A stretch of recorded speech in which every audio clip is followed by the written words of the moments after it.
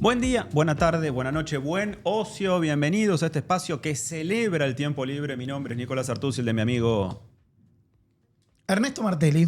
Ah, estuviste bien ahí, ¿eh? Tuviste el timing perfecto. Muy bien. El famoso ni muy ni tan tan. Tan tan. Un Lo mejor saludo de tu tiempo libre. para todos los Ocio. fanáticos de la Acá. historieta. Sí. ¿Qué pasó? Tan tan. Ah, de Tontón. Sí. ¿Seguís El fanático joven de eso, reportero. no? Ya no se abandona, qué sé yo, era algo Pero que uno tenía leía. muñequitos, tenía tengo, memorabilia, sí. tenía colecciones, Tengo llaveritos, todo. Tengo llaverito, todos los libros. muñeco, todos los libros. ¿Qué más tengo? Tengo los autitos que se venden Tintín. afuera. Acá le decíamos Tintín. Acá le decían Tintín. En francés es Tonton. Que Tonton. no es francés, es belga. Originalmente claro. es belga. ¿Qué más tengo en memorabilia? Tengo libretita, cuadernito, cuadrito. Si no sabe qué regalarle al sommelier de café, en una época le podía regalar algo de, y ahora voy a nombrar Sí. algo que vuelve, Sí. Tintín o Tantan, Sí. o He-Man, que fue También, su superhéroe. Fue su también, superhéroe. Y ahora es vuelve, cierto. está anunciado en las No, pantallas.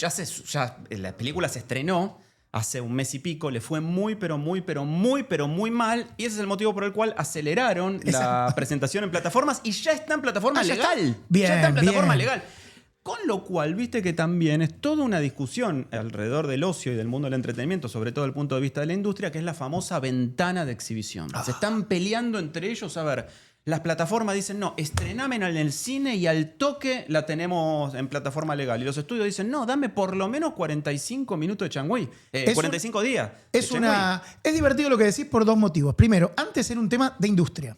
¿No? Hablar de ventanas, de si iba al cable, si iba a la televisión abierta, bajaba del cine, ¿no? Cuando una secuencia, además, la natural era estreno en los Estados Unidos, estreno en el resto de los mercados, en los mercados, llamémosle secundarios para ellos, estreno En aviones. en aviones, exacto, ventana de Uno aviones. veía cuando tenía Sí, la suerte claro. de viajar al extranjero, en un vuelo de larga distancia, tenía también la suerte de ver películas que todavía no se habían estrenado en los cines de sus países. En las pantallas comerciales de los países. Sí. Y después venía el cable y después eventualmente las películas de alquiler, ¿no? Los blockbusters o cualquiera de los videoclubes donde llegaban las películas de alquiler. Hoy, al ser las propias plataformas productoras, la discusión no es de industria ni de consumidor, es directamente de estrategia comercial de los propios que toman la decisión, porque muchas veces, y hoy mismo se ve, pongamos el caso de Disney, pongamos el caso de Netflix, que son productores, en muchos casos distribuidores y exhibidores de sus propias películas, porque tienen espacios de exhibición o salas con las que tienen algún vínculo, incluso accionario. Hoy es una discusión que se da directamente en términos comerciales de inmediato, ¿no? Sí. Y muchas veces contraria al sentido, ¿no? Estrenos simultáneos que ponen en tensión una unidad de negocio, el streaming pago de una cadena contra la posibilidad de recaudar en teatros, la posibilidad de hacer un marketing común para una y otra. Claro. El de He-Man es un caso testigo, además. Claro. Es el caso perfecto para todo esto. Primero porque es producida por un gran estudio, MGM, que a la vez es parte de un conglomerado empresarial, Amazon, que tiene su plataforma de streaming, Prime Correcto. Video. Pero la película de He-Man, que fue muy cara en producción, recaudó muy poco porque incumplió el mandato máximo ¿Cuál? del entretenimiento, del gran entretenimiento de esta época, que es la teoría de los 4 cuadrantes. A ver. La teoría de los 4 cuadrantes dice que hoy un blockbuster, Sí. desde Barbie hasta Correcto. Oppenheimer, que se estrenaron Sí, sí. el mismo día y generaron justamente un fenómeno. Gran fenómeno. Al día de hoy, La Odisea, que es un fenómeno, pero de recaudación insólito, se anticipa que va a ser la película de Christopher Nolan más exitosa, superando a Batman incluso, La Odisea. Bueno, la teoría de los 4 cuadrantes, que es la que pone en práctica Hollywood hoy, es que dice que una gran producción, por eso no necesariamente de dibujos animados o de superhéroes, tiene que tocar los 4 cuadrantes. Joven, viejo, hombre, mujer. Claro, perfecto. Con He-Man pasó algo. Desatendió 2 de los 4 cuadrantes, que es joven y mujer. Claro, te quedaste Es con la mitad. un producto solamente hecho para hombres maduros, para hombres de más de 40 años que tienen nostalgia por los muñequitos que compraban de niños.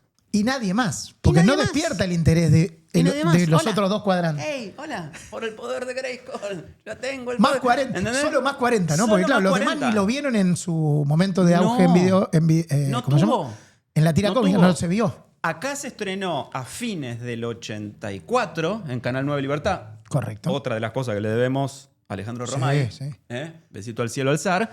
Y si bien después tuvo algunas reinterpretaciones en dibujos animados o en serie de Netflix, nunca se actualizó. Siempre quedó como público cautivo ese grupo de hombres que teníamos poquitos años, en los 80, que mirábamos la tele a las 5 de la tarde. Porque también hay que decir, Cone, había que esperar hasta las 5 de la tarde para ver el dibujito que vos querías ver. Hablame de ventanas ahora. ¿Entendés? Hablame de ventanas de Y a oportunidad. las 5:30 terminaba y empezaba la novela Luisa Culioc. Volvías de la escuela, tenías media hora para ver dibujitos, te sentabas, listo. Después, chao. Y hasta el día siguiente no había más. Nada de repetir, rebobinar, quiero ver a Skeletor de nuevo. Lo vi 10 veces, ¿no? Que la espada de Grayskull, no, nada. Por eso te digo, Cone. Bueno, nosotros bienvenido, Nico estamos, Alosio, ¿eh? Muchas gracias, Conejo. Ernesto Martelli, el anfitrión, el creador de Sí. Ocio. ¿Qué? Che, sos No, el buena infantino pausa. de No, todo. no, está bien. Soy el Zarro Mai de todo esto, ¿no? El zarro zarro. Mai. Che, te comparo con Gianni Infantino porque el mundo todavía continúa sacudido por los estertores de este mundial de golosinas que hemos presentado aquí en Ocio. Hoy vamos a tener avance en la fase de cuartos a semifinal. Nosotros vamos por la semifinal todavía, ¿eh? Hablame del mundial de no sé Semifinal, cuántos claro, sí, equipos. sí. Hablame de. Gianni. A vos te hablo, Gianni. Sí. El 2030 va a Conté tener... la anécdota cuando ¿Qué? estuve en un. No lo cuentes ahora. No, Dejalo pero digo, para el último estábamos. episodio. Gianni. Faye Dunaway, No, Ivana es Trump. eso. Gianni. Era una situación parecida. Sí. Estaba en la cabecera Gianni. No sé si quiero saber Yo, tanto porque ¿sabes por qué? una No, tercera pero te digo, persona. te compromete. O sea, te estoy No, a él cuidando. lo compromete. No, A él lo compromete. A ver. 64 equipos, 6 Todo lo que sedes, quiera. bombón Jacqueline por todos lados. Todo. Y Eso. ahora Eso tenemos es el Mundial de semifinales, ¿eh? Golosina. Tenemos semifinales. Eso es el Mundial de Golosina. Ahora, Cone, Diga. aquí que estamos acostumbrados a debatir las cuestiones coyunturales que a nosotros acaso nos quitan el sueño, te hago una pregunta personal, de índole estrictamente personal. Entonces, sí. No es mi fuerte. Borges. No es mi fuerte. Que entre alguien a escena, ¿no? Ahora, Sí, que entre para por lo el menos no tener que contestar. Payaso Chirolita. Pregunto. Te voy a hacer una pregunta estrictamente personal. Siempre me Vos sos- encantó. no, pero vos sos un tipo Sí, no, pensante. dale. Mira, no quisiste salir del closet ni con He-Man acá. Ni No, siquiera no, quisiste jamás. decir si viste He-Man o no viste He-Man. ¿Qué veías vos de chico? Porque fuiste chico también. ¿O ¿Sabés naciste que no me así? acuerdo si fui chico? Habría que pensar. No, en serio te digo. No, en serio te digo. ¿Fui chico yo? ¿Esa es la pregunta personal? ¿Pero qué ¿Fuiste no, chico? esa es otra. Pero digo, ¿qué veías? Doctor, ¿Qué? ¿es Iván? Me tengo que... No. No, Una pregunta mucho más simple. simple. Cosa más. Oh, no, está bien, porque arrancas. ¿Qué veías? ¿Qué veía de chico? Porque los Autos partidos- locos veía. Ahí Autos tenés. locos, ahí Veía está. la Bundesliga. No la daban por televisión. Sí, la daban por televisión. ¿Cómo la que daban no? por no. Veía No daban los fútbol el por abierto de televisión. polo. No había cable. Canal 7. Bueno, ¿vamos de vuelta? Arrancamos. Sí. Yo tuve la daban infancia. compactos, daban No, no, no, no. compactos. West Bromwich, Liga Inglesa, no se llamaba Premier nada, Sí. Liga Inglesa. Año West Bromwich, tempranos 80. En el tardío 82 se 70. cortaba, no la dieron más. Por eso. Tardío 70 daban. En la mañana de los fines de semana, el horario que. Digamos, el horario de ocio. Blanco y negro. Blanco y negro. Televisión blanco y negro. Liga Inglesa, Bundesliga y Telematch. Ah. Un fin de semana Bundesliga, un fin de semana. Y cuando había abierto de polo, Harriot, Martín, los jugadores, veía eso. ¿Cuántos de nosotros hemos aprendido a contar en alemán gracias a Telemacho? Sí, también. Ay, los equipos de los pueblos, ¿no? Yo me cultivé. Era El Mundial de impresionante. Golosinas, si te remontás, no, Sí. la pregunta no iba a eso, ¿no? Pero Sí, no. si te remontás, viene a competencias de ese tipo. Lo lúdico puesto al servicio del entertainment. ¿Titanes en el ring veías? Lo veías. ¿El show de Benny Hill? Más o menos. No era mi fuerte. Qué poco ha visto este hombre. La pregunta es, ¿pagarías por un café, por un A ver. kilo de café?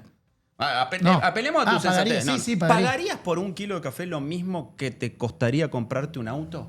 ¿Un 0 kilómetro? No. Ya te digo, la respuesta es no. Es que la respuesta simple es que no. Y sin embargo, hemos llegado a un momento, un punto del mercado en el que un kilo de café de especialidad, puntualmente uno que viene de un país y tal cosa, Pero cuesta estamos lo hablando del mismo. más caro, el más sofisticado o un más o menos, uno No, no. medio alto. Hoy es el más caro del Ok, mundo. ok. Pero viste que suele ser una especie de fábula ejemplificadora de los economistas cuando dicen en la Argentina, bueno, en cualquier lugar, pero usan la Argentina como ejemplo, dicen un kilo de vaca cuesta más que un kilo de Porsche. Claro. Viste que es un ejemplo que se Sí, usa habitualmente. correcto. Hoy por hoy hemos llegado a un momento en el cual un kilo de café de especialidad, puntualmente el café geisha o geisha, pero en Panamá le dicen geisha, de Panamá, que ha sido el café consagrado como el mejor en el concurso Best of Panamá, que es una subasta internacional que liquida precio del café, cuesta lo mismo que un 0 kilómetro porque el año pasado, en la temporada 2025, llegó a cotizar $30.000 el kilo de café. Con $30.000 En ¿Qué este compras? país, incluso, donde Sí. los autos están muy Y en caros, varios más, pero en este también. muchos otros, sobre todo, en países Correcto. europeos o en Estados Unidos, te compras un flor de 0 kilómetros con $30.000. Ahora, ¿cuál es el tema? Porque vos me dirás, me estás trayendo una noticia del año pasado. Esto es lo que a lo que se vendió el kilo de geisha hace un año. Bueno, el tema es que, como este año la subasta se realiza en septiembre, todos los años queda el mundo con la boca abierta cuando ve los valores que se alcanzan. Como este año hubo mal tiempo porque hubo tormentas, un cóctel tremendo de tormentas, sequías y olas de calor en Panamá, la cosecha se redujo a la mitad. Claro. Temporada 25-26. Con lo cual se augura que en septiembre, cuando se realice la nueva edición de Bestos Panamá, este café que el año pasado accedió a un precio de $30.000 el kilo, llegue todavía a ser más caro. Ahora, este sujeto que vemos en pantalla y ese escenario es el lugar o la cafetería, la tostaduría que compró ese kilo de café. Se llama Julit Coffee. Ellos son los que lo venden, los que lo comercializan. No, se produce en Panamá Ok. y lo compró esta tostaduría o este tostadero que tiene cafetería y a la vez. ¿Dónde puede quedar este lugar? ¿Dónde queda? En Dubái, por Dubái. supuesto, en Dubái. Y esto viene a lo que aportar algo de lo que mencionábamos la semana pasada, porque ya en los estudios culturales y en el mundo del café incluso se está hablando de este fenómeno que se conoce como dubaización. Claro. ¿No? Que es una oferta ultra limitada destinada únicamente a ultra ricos, pero que vienen como ya, perdón por lo trosco el comentario, vienen ya como a llevar a un punto de ridículo tal el mercado que no se sustenta por sí mismo. Claro, Porque vos me dirás, bueno, hay que compararlo con algo. Un kilo de café, geisha de Panamá, $30.000. En definitiva, ¿es caro o barato? Bueno, un café de especialidad, de altísima calidad, cuesta en promedio $8 el kilo. 8. $8 el kilo. Pero no es. Yo pago 8, no, pero. Al tostador. No, por eso, Lo por eso. está todo y le pone su sobreprecio con el cual hace negocio. Pero, digamos, en finca cuesta $8. Un café Hay de mucha especialidad distancia entre de 8 y alta 30. calidad. Entre 8 y 30.000 hay una distancia tan abismal que vuelve ridículo el mercado. Claro, claro. ¿No? Y eso es lo que se conoce entonces como el efecto de dubaización, que es una experiencia tan llevada al extremo que termina desvirtuando la cosa misma en la que consiste la experiencia. Por otro lado, primero, la particular, si querés, exclusión, ya no por precio, sino geográfica. ¿No? Si solo se sirve ese café comprado por esta compañía, por este despacho, en una locación, el primer escollo es llegar hasta ese lugar, ¿no? Que además es un destino puramente turístico o gente de corporaciones que trabaja en la zona, Sí. no mucho más. ¿Y uno qué querría hacer? Ir hasta ahí además para, ¿no? Digo, tomar ese café. Viste que recién estaba el Sí. jetón ahí sirviendo Sí. el café. Bueno, la taza de café se vende ahí a $1.000. Claro. $1.000 la taza. ¿Cuánto está una taza de café en cualquier otro lugar? $3, $4, 5. Mucho, exagerando, 5. En la Plaza San Marco de Venecia está $6, 6 euros.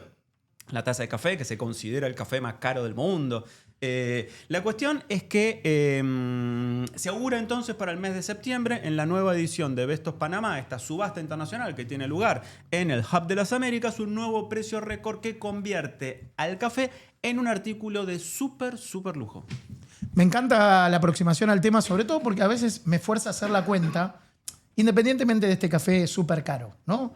¿Cuántos cafés uno toma por el valor de, no digo un 0 kilómetro, un auto, ¿no? Si vos decís, un auto puede valer $15.000, estoy poniendo un número, 10, $15.000. Un auto de calle, ¿no? Sí. Y acá un café cuesta $5, dijimos, no, es mucho. No, sí, 4, no. 4 o 5, ponele 4. Sí, 4, ponele. 3, 4. Sí, Digo, no, 4, no, dale. un café de especialidad. 4 a $10.000 son 2.500 cafés. ¿Ah? 2.500 cafés si vos tomás 2 por semana, 3 por semana. ¿En cuánto tiempo me compro Sí, exacto. el auto? Sí. ¿No?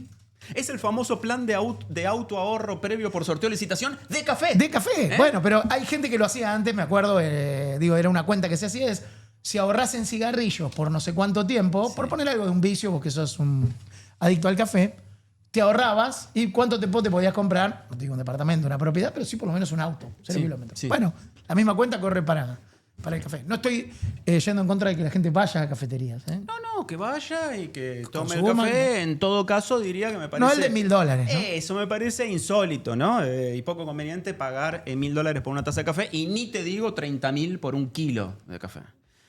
¿Develamos el Mundial de Golosinas? ¿Avance de Sí, fases? pero el tema es cuánta guita hay sobre la mesa, No, hablando no, de eso. no, no. ¿En cuánta guita? No. Un paragüitas, un bombón Jacqueline, ¿cuánto Acá hay no acá? tenemos sponsor, solo porque no los tenemos, no es que no los querramos, de casas de apuesta, nada, así que en ese mundo no estamos. ¿Es cierto que están preparando la organización una gran presentación, un concierto para el entretiempo? Sí, ¿Del está el día show la de final? medio tiempo de la ¿Quién final. viene? Se debe y no lo podemos decir. Bueno, está Está misterioso. Chris Martin en tema, ¿eh? Ya No digo lo- que venga él, ¿eh? Él está en tema. Ya lo vamos a organizar. Señoras y señores, estamos en instancia de semifinales del Mundial de Golosinas.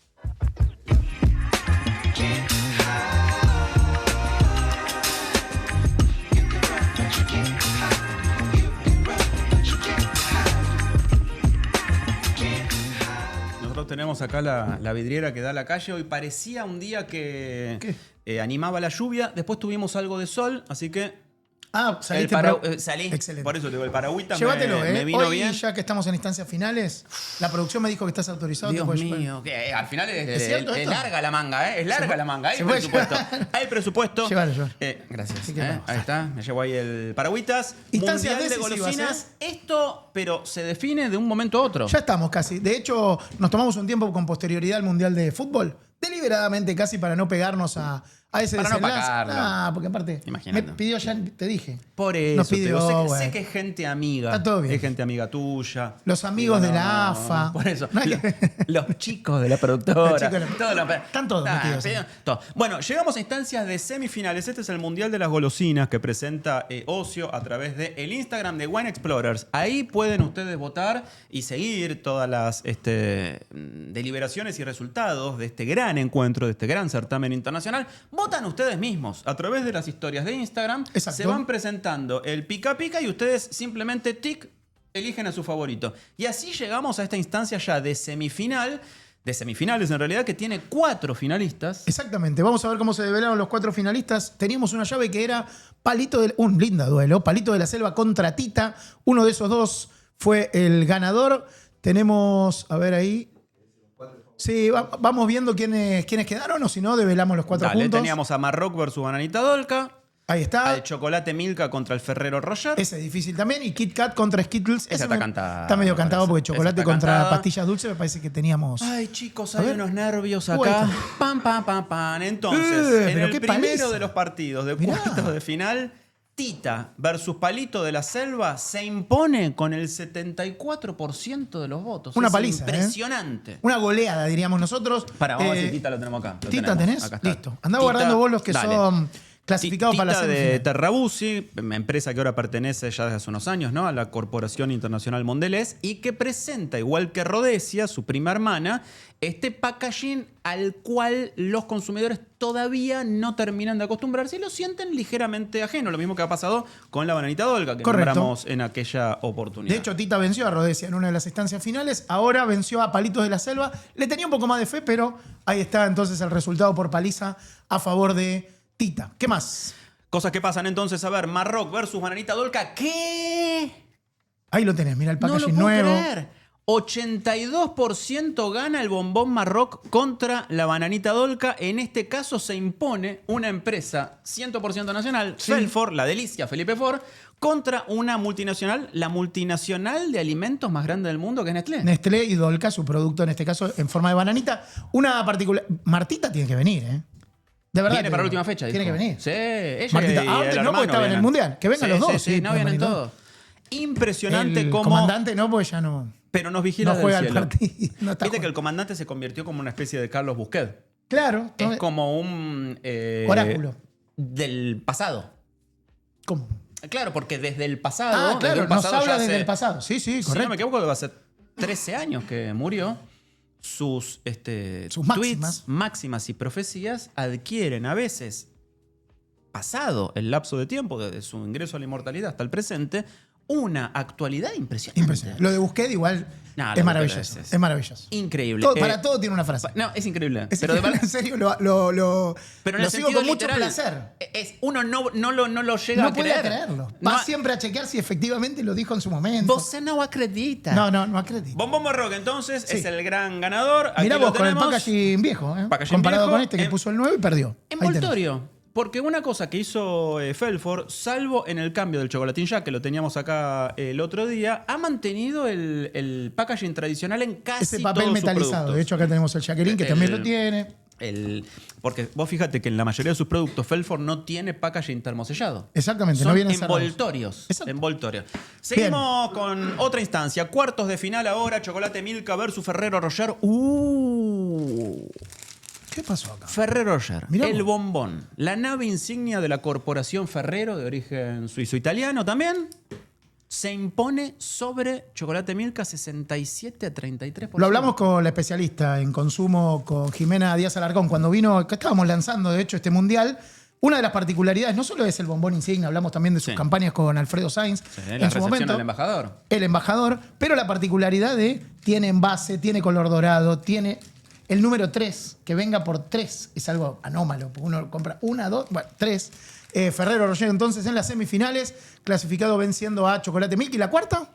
Y la cuarta, amigos, bueno, esto se cantaba un poco, se veía venir. Toma, la supremacía total de Kit Kat sobre Skittles, 87% contra 13%. Para mí le tocó una llave fácil a Sí, Kit le Kat. tocó fácil. Le tocó una llave. Lo quiero ver ahora en las instancias finales a Kit Kat, porque me parece que hablamos de sus virtudes, hablamos de su capacidad de ser cortado, troquelado, casi como viene. Sí. Pero me parece que llegó demasiado lejos. Qué lindo invento el troquel. Sí. Qué cosa. Un poco la inmaterialidad de esta época nos está quitando cositas como esa. Sí, bueno, como pero te digo que su reivindicación táctil. también, la de las golosinas y la del Kit Kat en particular. Sí. Se puede cortar. Pero porque esto no hay sucedáneo en la pantalla todavía de esto. Y no. Por eso. Bueno. ¿Quién te dice en el futuro? La final entonces, la semifinal, Vamos a ver entonces, la semifinal, ¿cómo quedan, amigos y amigas? 4 llegan a la semifinal. Uy, qué difícil va a estar esto teniendo en cuenta cómo derrotaron a sus oponentes. Tita versus Marroc, semifinal número 1. Ferrero Rocher versus Kit Kat, semifinal número 2. El Mundial de las Golosinas en Ocio pueden votar en Wine Explorer, seguramente sigan las stories. Ahí van a aparecer la posibilidad de votar esta semifinal, Tita versus Marroc entonces, y Ferrero Rocher versus Kit Kat en la otra semifinal. Muy pronto entonces el desenlace con los dos candidatos o postulantes al título de campeón. Y se viene también, no olvidemos, la gran final. Claro. Con el show del entretiempo. Show de entretiempo, las grandes figuras, celebridades. Todo. Tom Cruise va a estar también anticipando, leyendo un discurso. Viene Sandra, la Madonna argentina. Que vos la conocés, seguro. Las primas vienen también. Vienen las primas también. Por eso, ¿quién sería nuestro Justin? También Felipe Ford. Ahí lo tenemos. Como sucedáneo de Justin Bieber. Marta y Felipe y después, no sé, Juan Ingaramo podríamos llamar nosotros. Para que podría ser. La parte, ¿no? El acústico. Podría ser, cómo no. Así que, amigos y amigas, sigan votando en el Instagram de Wine Explorers. Aquí en Ocio estamos lanzando justamente ya la instancia final del Mundial de Golosinas. Ahora, si tenemos que decir algo relativo al ocio, a la disposición, la gestación incluso del tiempo libre, tanto en el fin de semana como en la semana, lo gastronómico tiene mucho que ver con eso. Muchísimo que ver. Nos juntamos a comer. Con este programa también, además, con la idea de ocio. Y te diría que conectándola también con la idea de tan de moda hoy o tan en tema mainstream, si querés, de discusión, cierta idea de la argentinidad, la inmigración, los sabores, podemos hablar con nuestro invitado de hoy. Porque eso directamente nos despierta alegría.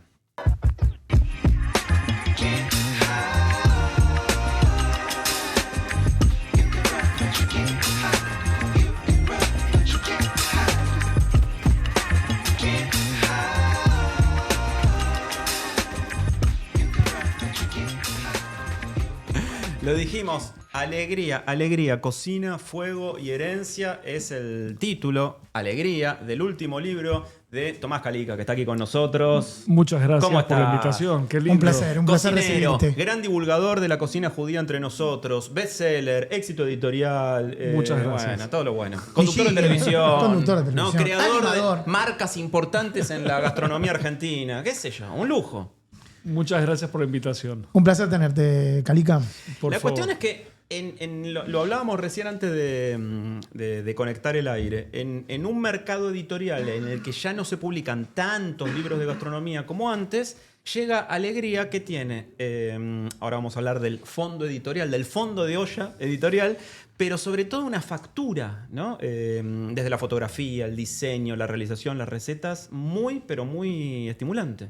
Es que siento que en algún punto, bueno, quizás hemos hablado en muchas ocasiones con el conejo acerca de esto, ¿no? De este tipo de matices que tiene el paso del tiempo, el poner en valor una historia, una trayectoria. Y de alguna manera esto que hoy parece un objeto de culto, un libro, que en otras épocas era tan común y estaba asociado a alcanzar de alguna manera bueno, hiciste tu carrera, llegaste, hiciste tu libro. Hoy está olvidado. Yo tengo hijos adolescentes grandes que no leen libro de papel. Leen en tablet, en el teléfono, en la compu, piezas digitales, y tampoco se leen un libro así. Sí. Tiene 300 acá páginas. La semana pasada fue uno de nuestros temas. Incluso creo que lo conecta con un poco, no solo lo que decía Nico de la factura, con la calidad editorial, ¿no? Porque el libro mutó, es cierto, a ser una suerte, no solo de un objeto, que ya lo era, sino también de concentrar un montón de otras cosas que no podés tener la practicidad, ojearlo, ¿no? Cosas físicas que no podés tener en ese consumo, en este caso digital o en una plataforma. Y que para los libros, en este caso como es el tuyo, de imágenes, ¿no? Que tratan de mostrar la preparación de un plato, no solo recetas, sino historias, o conectar con algo que tiene un aspecto emocional. Bueno, el título de hecho es Alegría. Muchas veces tenerlo físicamente en la mano, ¿no? Algo táctil con otro tamaño que no sea el de la pantalla del celular, ayuda en esa intención, o por lo menos tiene algo más completo que la experiencia de verlo en una tablet o en un dispositivo, ¿no? Bueno, yendo muy al recurso, en algún punto como padre de adolescentes, es la gran discusión de todas las noches, es no dejen el teléfono en la mesa, no quiero el teléfono en la mesa. Y esto te obliga a tener un libro, sobre todo que no son solo recetas, es un libro que está pensado para que no lo tengas en la mesa del living como decoración, sino que lo tengas en la cocina, al lado de la olla, y que se manche, se ensucie todo. Lo mejor que le puede pasar a un libro de cocina, Así que esté es. manchado. No quiero que sea un libro... Es precioso, la fotografía está escrito de punta a punta, los relatos están hechos por mí. Tomás Lynch, el editor, hizo un trabajo gigantesco. El ¿no? uno. Es En la edición inmenso. de gastronomía en la Inmenso. Argentina, el 1. Sí, señor, coincido. Pero aparte, perdón, ahora no te por quiero favor, interrumpir, pero no no me me quiero poner interrumpís. lúgubre tampoco. No, dale. Pero digo, el libro de Doña Petrona Sí. era una especie de santo grial Era la odisea de los que se libros, transmitía ¿no? de generación en generación. En muchas de nuestras familias claro. circuló el libro de Doña Petrona, que venía de la bisabuela que le había comprado una edición en el año 60, no sé cuánto. Todos conocemos el famoso caso del tío que deja en herencia la colección de discos. Digo, ¿qué vamos a dejar en herencia a partir de ahora que ya no tenemos ni discos, ni películas, ni libros? Claro. Es que en algún punto el libro representaba de algún modo la verdad. Está en el libro, es verdad. Claro. Y hoy lo dice Google, es verdad. Es como cambió mucho. ¿Qué saca eso. la información de los libros? No, pero es importante, igual yo creo que también hay algo lo hablábamos la semana pasada respecto de lo primero que decías vos, ¿no? Que se ha convertido, es cierto, el libro en una situación, si se quiere, excepcional, donde antes era lo ordinario, ¿no? Que hubiera una biblioteca, que hubiera un consumo de libros con una regularidad, después vemos qué tipo de libro, cuánto lees, qué te gusta leer. Y hoy creo que es, independientemente del tiempo que uno le asigne, una actividad, por ahí lujo le queda demasiado grande, pero eventual, ¿no? Extraordinaria. Y creo que eso justifica también la existencia de libros que contengan algo extraordinario. Es decir, que te inviten a hacer algo que, en este caso, acompañar la cocina. Obviamente uno puede estar también con esto, buscando las recetas. Lo hablábamos hace un par de semanas, vino Petersen con las pizzas y yo recordaba que hacía sus recetas en algún momento desde la aplicación, pero tener el objeto, ¿no? Y poder ver algunas cuestiones específicas de cómo se prepara y acompañado de historias, creo que es distinto. Así que en buena hora que Alegría ya esté en la calle. Muchas gracias. Y es el resumen de muchísimos años, ya no sé, más de 25 años que cocino, por lo que es como llegó el momento de plasmar ese recorrido y esa historia y ponerla en valor y dejarla en un libro que trascienda el tiempo y que quede de alguna manera como el libro, con todo el respeto a Doña Petrona, no me comparo de ninguna manera con algo así, pero digo, en cuestiones de cocina judía, desde la mirada porteña argentina no había nada. Nada de este calibre, de esta factura, con esta fotografía, con esta idea, con este recorrido. Así que me llena de alegría. Bien puesto el título. Hablando de cocina judía, es uno de los temas, la multiculturalidad de la Argentina, que está correcto, de absoluta actualidad. Aún entre los goys, sí, hemos probado, ¿no?, muchos platos de la cocina judía, y aún justamente entre el resto de nosotros, básicamente, a grandes rasgos, siempre la cultura, no solo la gastronomía, se distinguió aquí en la ola inmigratoria que tuvo la Argentina entre los rusos y los turcos, más o menos para hacer un reduccionismo, ¿no? Sí. Ahora, vos sos un estudioso, un practicante y un divulgador también de la cocina judía. ¿Cuáles son, si nos pudiera decir en pocas palabras, todas esas vertientes que confluyen en esa olla? Mira, es larguísimo y es muy profundo el tema. Tocás un tema muy rico. La cocina, en realidad el pueblo judío estamos dispersos a lo largo y ancho del mundo, y me gusta, inventé quizás esta frase que suena potente quizás, pero a la hora de explicar esto ayuda mucho a graficarlo. La cocina judía es el mapa culinario más grande del mundo. Y la gente abre los ojos y dice, escúchame, los italianos y los japoneses y los chinos y los mexicanos, y sí. A diferencia de todas estas grandes cocinas que tenemos en el mundo, el pueblo judío, desde el principio de los tiempos, fuimos migrando a lo largo y ancho del mundo por todos lados. Te puedo dar muchos ejemplos, desde la Inquisición española a que nos escapamos de la Inquisición porque nos quemaban, y los judíos escapan a distintos lugares, se van al Magreb, que es el norte de África, al sur de Italia. Del sur de Italia se van a Francia, otros se van al Medio Oriente, con una misma receta, por ejemplo. Podemos ver esa evolución de esa receta, por ejemplo, del cocido español, que el judío lo incorpora a su propia costumbre, sacándole el cerdo, y es ahí donde se crea, por ejemplo, el maoude, el jamín, el yunt en Francia, que es una misma raíz, una misma base de receta transformada en distintos aspectos dependiendo del judío donde fue. Entonces, claro, dependiendo desde en qué momento del mundo estemos evaluando esto, tenemos judíos de Mizraj, que significa Medio Oriente, tenemos los judíos romaniotas, que la gente desconoce, que son los judíos que salen de Italia, son judíos oriundos de Italia, no están comparados con nada.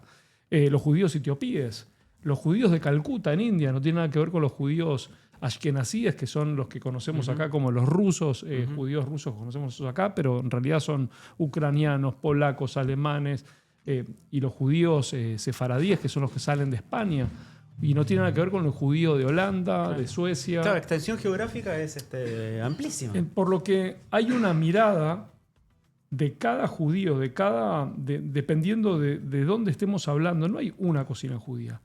Hay tantas maneras de interpretar esa cocina judía, dependiendo de dónde vengas, que es maravilloso. Y por eso el libro tiene tantas maneras de ser abordado. Me interesaba un poco, de hecho, en este mapa, porque vos arrancaste diciendo que no había un volumen de la cocina judía porteña, ¿no? Y que entiendo que en esa diáspora mundial, en el siglo XX o fines del siglo XIX, siglo XX, incluso avanzado el siglo XX, la llegada a este país trajo, o a esta ciudad puntualmente, trajo una de esas mutaciones, de las que vos también sos intérprete, también en tu propia vida, ¿no? Porque viajaste y cocinaste en distintos lugares del mundo. Y me interesa cómo hiciste vos tu propio recorte, no solo para Michigan y para el menú, para lo que ofreces cotidianamente en el salón, sino también para el libro, ¿no? No solo qué recetas tomaste, sino cuáles te resultaron las más significativas o esas en las que vos sentís que pusiste algo, que tenés ganas de contarlo o que hay algo que descubriste o con lo que te identificaste o que te emociona a vos, pero que forma parte de ese recorte, ¿no? De esa selección.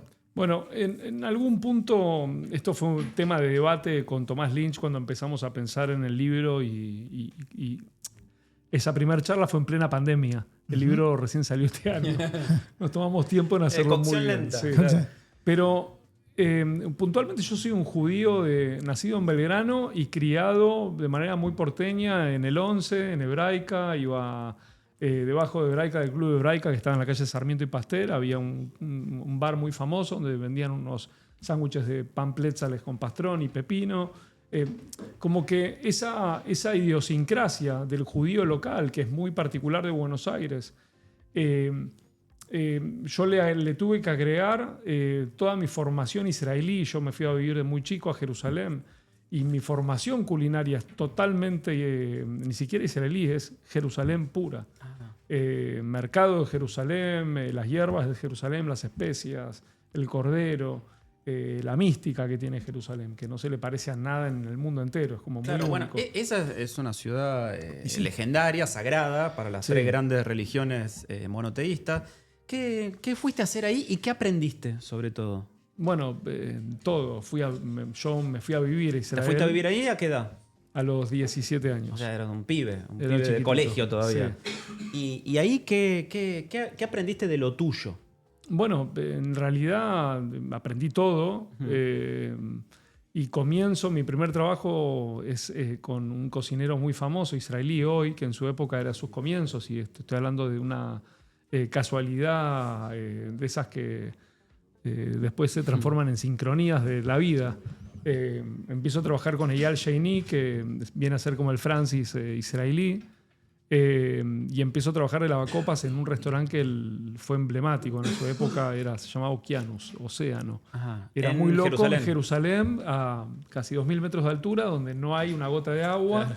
Él había puesto un restaurante. Era una añoranza de alguna manera. Servía langostas. Era su tierra prometida el océano. Era una locura absoluta y entré a trabajar en ese restaurante como lavacopas, en un restaurante de altísimo nivel. Y fue como mi primer approach a una cocina profesional, a este mundo. Claro, vos hasta ahí no sospechabas que la cocina podía ser lo tuyo. No, por nada. eso. Entraste ahí de lavacopa como podrías haber entrado en un lavadero de autos. No Mira, importa. se lo dije era un muchas laburo. veces a Dolly esto. Yo miraba mucho a Dolly en la tele. La amo a Dolly, le mando un beso gigante. Al gato, no sé. Como que veía lo que veíamos todos en la tele en algún punto. Pero no. Yo necesitaba trabajar. Claro. Era todo. Y el aprendizaje fue ahí, en vivo, viendo cómo hacían... Era otra época. Mira, hablando de libros, el celular no existía, Internet no existía. Recién estaba apareciendo Internet. Creo que 2 años después de esto aparece Internet. Me acuerdo que los primeros meses, el primer año que yo viví en Israel, yo mandaba fax todavía, escritos. Los 90 hablamos, ¿no? Mediados de los 90. Sí. Entonces, en algún punto... Mi aprendizaje se da mucho. Había toda una vanguardia en Jerusalén en esa época muy ligado al arte, con Betzalel, que es la facultad de artes plásticas y artes en general de Jerusalén, que es muy famosa, que de noche nos reuníamos todos en Mahané Yehuda, que era el mercado de Jerusalén, que es actualmente el mercado, es muy famoso. Y cuando cerraban los locales, todos los puestos, de noche había como una juntada entre cocineros y artistas y estudiantes de arte. Y había toda una cuestión mística, esotérica, te digo, mezclado con el arak, el anís, el hummus, las hierbas. Y se debatían ahí cuestiones de cocina y de arte y de música. Y era alucinante. Épocas que, no sé, fue mucho tiempo atrás. Pero...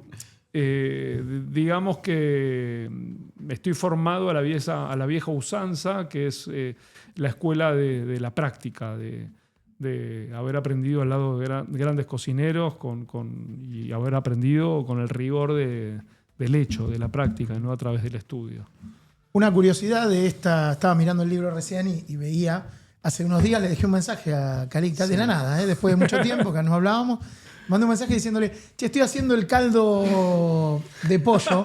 Me acuerdo cuando fui a mi... De verdad. ¿Esto es real o es comedia? No, Lo tengo que chequear con él. Chequealo con él. ¿Es real o es comedia? Totalmente real. No lo puedo creer. Le digo, No lo estoy puedo haciendo creer. caldo de pollo con... Mientras mirabas Telematch, te pusiste... Y el libro de Doña Petrona no encontraba el de Calica. Entonces digo, le llamo aprovecho el celular para llamarlo por... No, le mandé un mensaje y le digo, che, me acuerdo cuando fuimos a Michigan y me contaste lo del triple filtrado de tu caldo. Más allá del poder aclararlo con clara de huevo y demás, la particularidad, digo, y ahí retomo con lo del libro, más allá de la anécdota y el paso de comedia, es...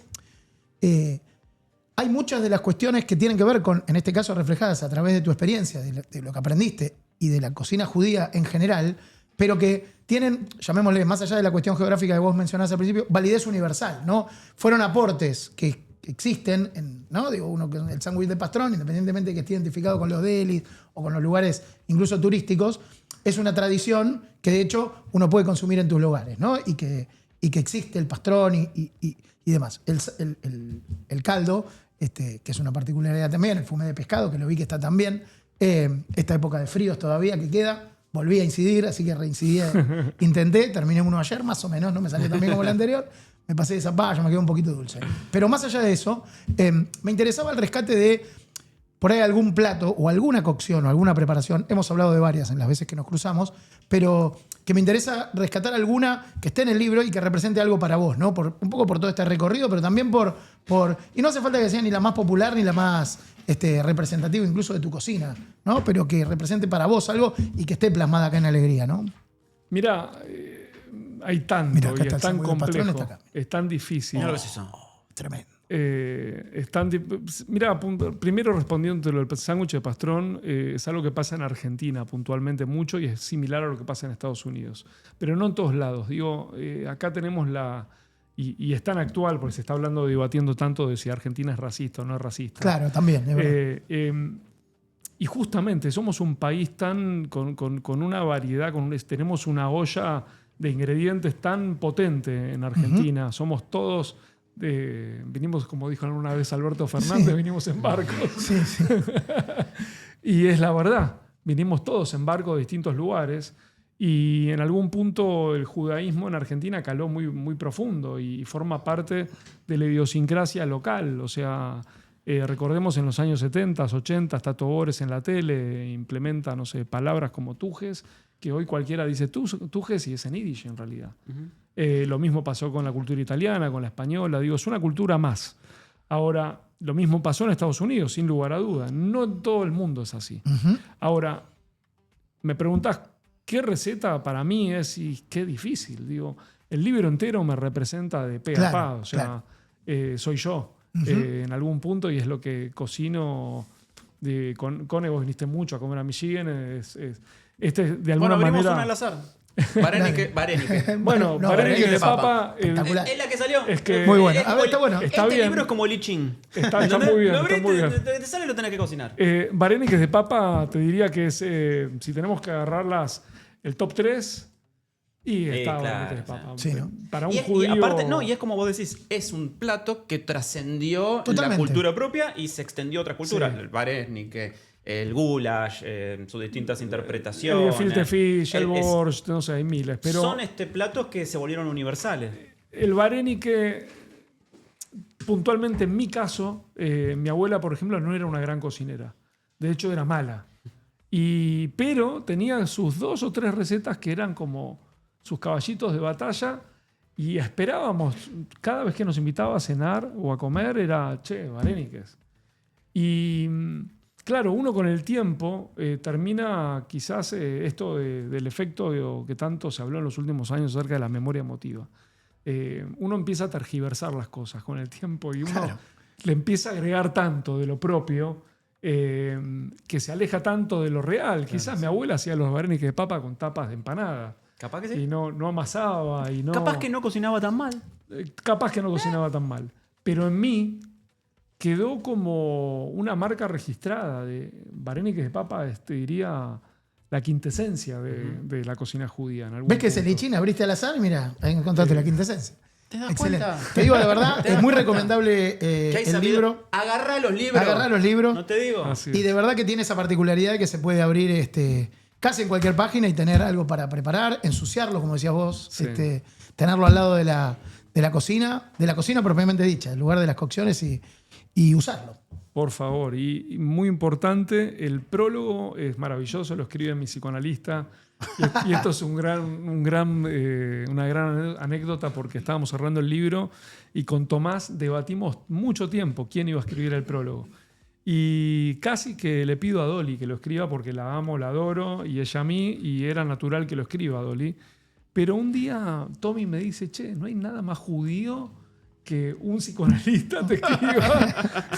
Te escribe el prólogo. Sí, y bueno. Lo abro mi también de psicoanalista lo nuevo. escribió. Por ahí nomás y dice: soy psicoanalista. Y no puedo evitar una lectura orientada a comprender cómo se gesta un cocinero con estas características. Lo diagnosticó Claro, acá lo mismo. Es Se llevan espectacular. todo con el libro. Se llevan todo, Vos también se te llevan llevaste todo. una sesión Años por y escrito. años de terapia. La tapa es espectacular. Además, nombremos, si te parece, al resto de los involucrados. Sí, que quedó ahí a medio decir. Mi querido Leo Lieberman, que es mi Las fotógrafo fotos, hace muchos grande, años. Leo. Mariana, que es una gran diseñadora, también amiga del Conejo. Tomás Lynch, el editor. No sé, Paulita, que trabajó conmigo en todo el food styling y en el armado de cada una de las fotos. Divino, las fotos del Borsch. Divino. eh, Felicitaciones, eso. Calican. Y salió por Editorial Planeta. Y lo publicó Editorial Ah. Planeta y está en todas las librerías del país. Eso, cómprenlo, que está buenísimo, es hermoso. Qué lindo. Volver o recuperar, ¿no? La mística del libro de cocina. Libro de cocina para cocina. Alegría pura. Tomás, gracias por haber Muchas venido. gracias por Un invitarme. placer, ¿eh? Un Gracias, Calica. gustazo enorme. Estamos en plena instancia de final del Mundial de las Golosinas, solo para ponerlo en un compromiso. A ver. Vamos a hacer Dale. esta experiencia con Calica. Sí. Voy a armar estas llaves Por y favor. vos tenés que votar. Sí. No son las que estamos teniendo, ¿eh? Son Ah, las que no, están claro, acá. las que están Son las acá. que están acá. Kit Kat versus Tita en una semifinal. Es polémico. Sí, en una semifinal imaginaria. ¿Qué votás? Porque uno está ligado a mi infancia, pero me quedo con el Kit Kat. Kit Kat Mirá pasa a la vos, final, Kit Kat, Tita ves que queda es un tapado, guardado. ¿eh? Sí, no. Yo que estaba diciendo que venía para perder, Kit Sí, Kat, no. ojo, ¿eh? Y es más nostálgico que, Sí. que el tanguero tipo. La próxima viene con el Herencia, Fuji, herencia. ¿no? Segunda semifinal. ¿Paragüitas de Indiscutible Felford esto. o. Felford contra Felford. O Felford. Marroc. Marroc, no. Marroc. Perfecto. ¿Paragüitas? indiscutible. Si tuviera. Uy, qué Es una final esta. anticipada, pero lo que Es pasa es una que final Ferrero anticipada también en la porque otra. es una final que tuvo lugar en el campo de juego, Sí. este partido, Suiza versus Argentina. Y me quedo con el Marroc. ¿Sí? Sí, toda la vida. Mirá vos, Ay, Marroc. orgullo local. No, Ferrero Rocher Aunque contra más Marroc no puede sea ser una por eso. final, vamos a ver cómo está avanza. Está en Estelé, por eso No, Suiza. pero digo, puede ser No, una pero final argentina. perdóname, ¿Vos quiero, decís? quiero contarte algo. Mi mamá, cuando Sí. era chico, me daba 2 pesos para almorzar. Cuando era chiquitito, Sí. salía del colegio a comer y muchos mediodías yo no me gastaba los 2 pesos en comida y me los compraba en Marroc. Ah, ¿en serio? Era un almuerzo, una bolsita de barra. Muy bien. El prólogo de tu próximo libro escrito por tu dentista. Entonces, gracias, Tomás. Muchas Amigos y amigas, llegamos al final de esta Cierre de edición. esta edición, sí, exacto. Uy, ¿cómo se ha pasado? El programa número 5 de esta temporada de Ocio. Nos reencontramos muy pronto en este mismo lugar, ya con el anticipo de la final del Mundial de Golosinas. Les decimos, como siempre, en algo que se ha convertido casi en una contraseña. Chau, salgan y coman. Muy rico.